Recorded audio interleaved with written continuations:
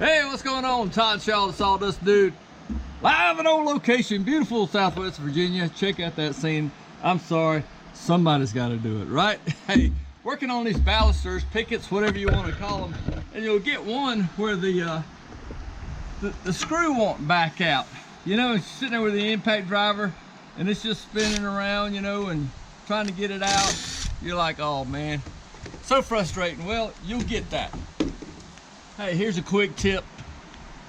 Working off the ladder here. Here's a quick tip. Just take your drill and run it on here like you would a drill bit or something.